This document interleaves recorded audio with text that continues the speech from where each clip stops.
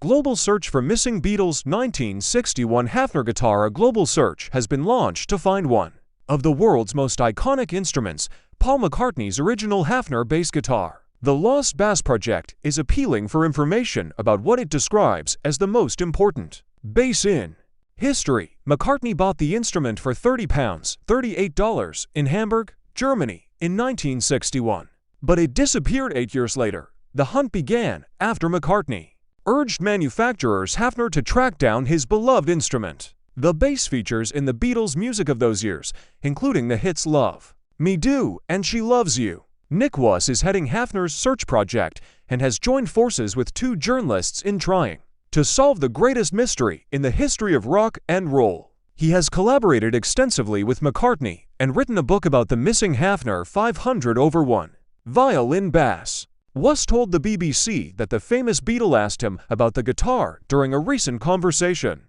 And that is how the campaign to find it began. It is not clear what happened to the instrument, which was put away presumably after the Beatles finished filming Get Back in 1969.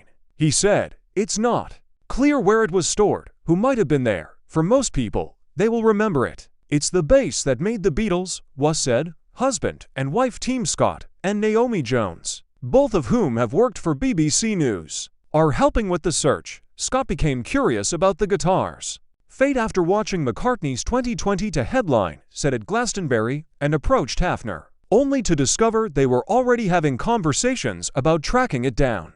After being urged to buy their famous client, he told the BBC, Paul said to Höfner, "Surely if anyone can find this guitar, it's you guys." And that's how it all came about.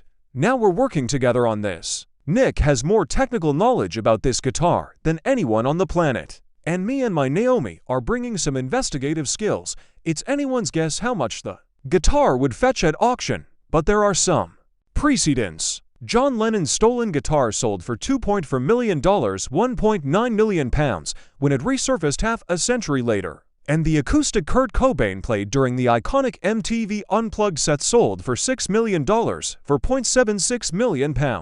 McCartney's era-defining bass would likely surpass both, but the Lost Bass Project team are clear that there is no commercial motivation for their search. Jones said, "Höfner's hunch is that someone will come forward purely on goodwill, and whoever has it probably doesn't even realize what it is they've got.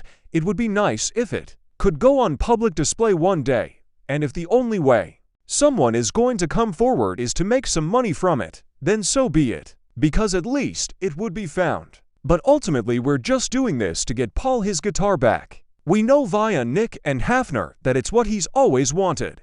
The project's public appeal has been live for less than 48 hours, but the team has already received hundreds of new leads, including 2 of particular interest which are being followed up on.